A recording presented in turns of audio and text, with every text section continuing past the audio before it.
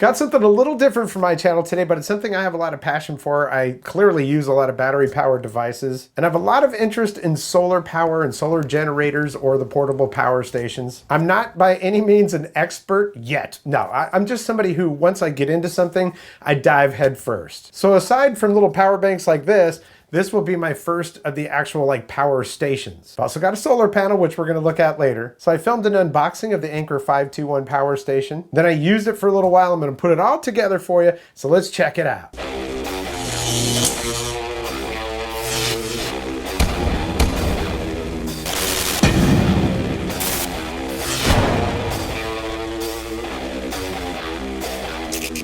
Welcome to the Vapor Trail channel. I'm Tony. I'm not like a prepper or anything like that, but I do like to be prepared. You know what I'm saying? And I have a lot of battery powered devices around, whether it's a computer, an iPad, an iPhone, electric skateboards, which I'm not sure if this will charge an electric skateboard, but we'll see. Or household devices like fans and lights and things like that. And I live on the Outer Banks of North Carolina, which if you ever watch the Weather Channel when there's a hurricane going on, this is where they like to go, Kill Devil Hills. This is the Anker Series 5 521 portable power station, PowerHouse, 256 watt hours, lightweight power station with 398 watt total output. Now I had been looking at some of these things. There are companies like Jackery and some others that I was looking at. And Anker, they've just, they've got a really good reputation. And from what I read, this one is a really nice one. You can charge 6 devices simultaneously, lasts 6 times longer with superior safety. You can charge a MacBook Air 4 plus times with this thing.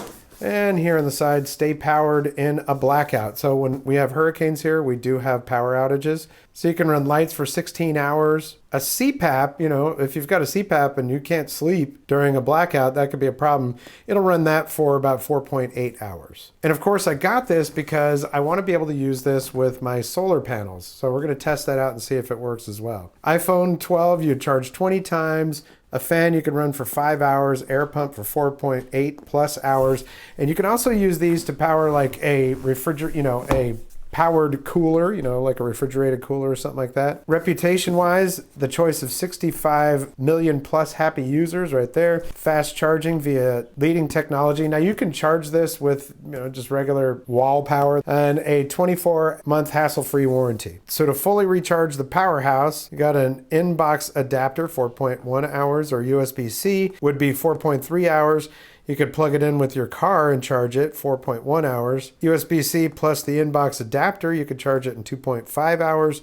And with a solar panel, you should be able to charge it in 4.1 hours. And I've got a 100 watt solar panel, so there we go. And then to charge your devices, you've got wall outlets on here, ×2, 200 watt shared output, USB-C, 60 watt max, and then a USB-A ×2, 18 watt shared output, and then a car outlet with 120 watt max. So it says right here that it's powered by a lithium ion phosphate battery that's used in electric vehicles and offers 6 times more usage than conventional batteries. So I have not opened this or checked it out personally yet, and I wanted to get this video done so I can charge it up and I'll test it with the solar panel and all of that. From what I understand, the connections that I already have with my solar panel should work directly with this.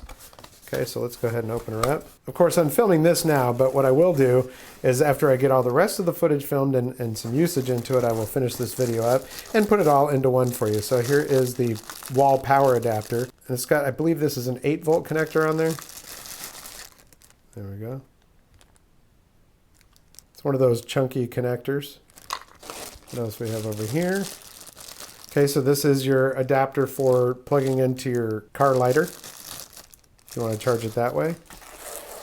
Okay, we've got a user manual over here.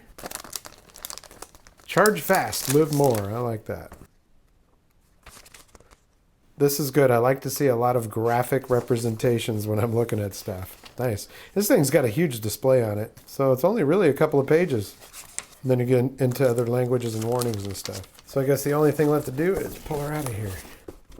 Oh, I did want to show you this on the side here. Efficient heat dissipation. I did watch a video where a guy disassembled this, and he does a lot of those types of videos, and he was impressed.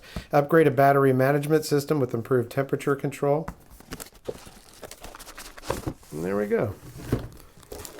You know what? It's smaller than I thought. When I saw the pictures of it and stuff, I was like, that looks like it's kind of large, but it really isn't.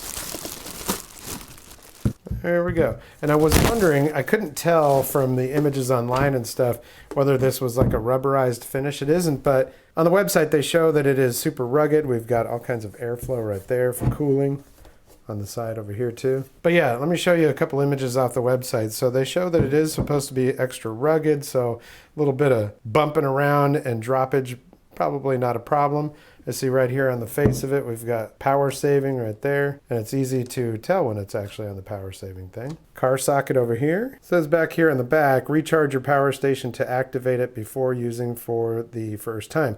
So I'm going to do that. I'm going to plug this thing in. I'm going to do a wall charge on it. I'm going to see how long it takes to charge it. Like I say, I just wanted to unbox it on camera so I can play around with it. By the way, this right here is a light bar, so that's pretty cool too. So this thing is really cool. It's small enough that it doesn't get in the way, and I live in a condominium, so I don't have a lot of space. It's at a premium. But like I said, I also live in a place where we have a lot of storms, and we have been without power for 2-3 days at a time sometimes. Not only that, because I use so many battery powered devices between all of the stuff that I use, the idea of being able to just get some of that power from the sun, put it in one of these little power stations and use it for all these devices, well, that's very appealing to me. As far as things as large as an electric skateboard goes, I didn't use it on that because I want to mess up the skateboards or the power station.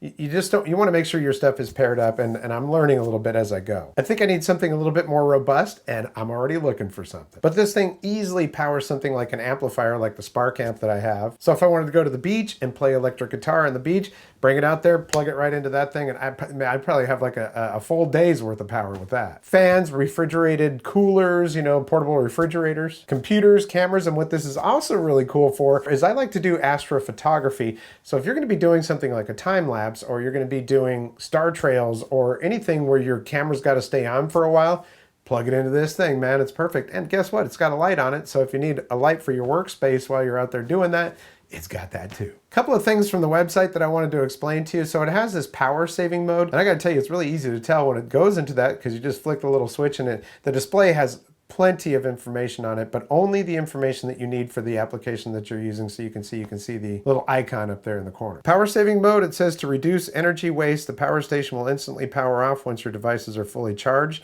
For a stable and optimal charge, simply turn off power saving mode. And the batteries that they use in this are lithium iron phosphate. It's like LiFePO 4. They have 6 times longer lifespan and can last 3,000 cycles compared to the average battery of other portable power stations. I've probably only scratched the surface of what I'm going to actually use this thing for, but I've been using it a lot. I haven't charged my phone or my iPad from a wall socket since I got it. Now, one thing about using these power stations with a solar panel, the one that I have is it's called a briefcase solar panel, which I will do a video on that in the future. But you have to make sure that the connectors for it will actually work with your power station. That's kind of one of the reasons why I got this, because my solar panel comes with an adapter that's the 8-volt one, so plugged right into the back of this thing, super easy. As you can see right here, it only takes minutes. I only fast forwarded just a little bit of the stuff, but when actually setting it up and plugging it in, it's just like maybe 5 minutes, max 4 minutes to set this up and get it charging.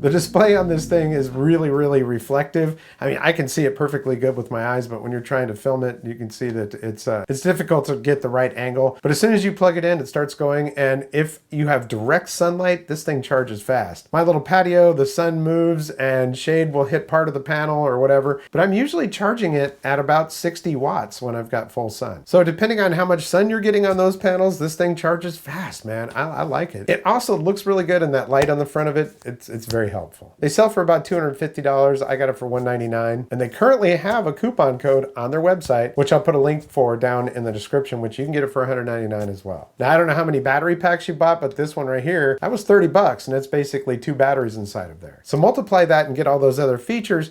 $199 is not that much, especially if you really need something like this. And while I'm using it for purposes like, hey, I don't want to pay for the electricity to put on my iPhone or iPad right now, it's really going to come in handy when we have a storm. By the way, there is a little button on there. You have to press this button if you're going to be using one of the actual outlets, the pronged outlets, and that tells it to direct the power to those. When you turn that off, it turns those off. But when you use a USB, as soon as you plug it in there, it automatically turns on. And one of those USBs is a fast charge USB. So this is something that I've been getting into. You know, I first got the solar panel and I was like, oh, well, now what am I going to do with that? Can't really plug it directly into devices. Some of them you can. So I started looking and now I'm down this rabbit hole. That's my personality. I can't help it. So I will do a video on that solar panel so I can tell you all about what that is, where I got it and all that. And a spoiler on that, it was only $100 for that panel. If you start looking, you're going to see that they're pretty expensive. And this one works really good for $100. I also picked up another one of these power stations on Amazon Prime Day, so we'll do a video on that. But this Anker 521 power station, it is nice and I like it a lot. Hey, I want to thank you so much for your support here on the channel. Likes, comments, shares, subscriptions, always very important to my channel. So if you like what you see, hit that thumbs up. If you haven't subscribed yet, there is a red subscribe button down there. Click that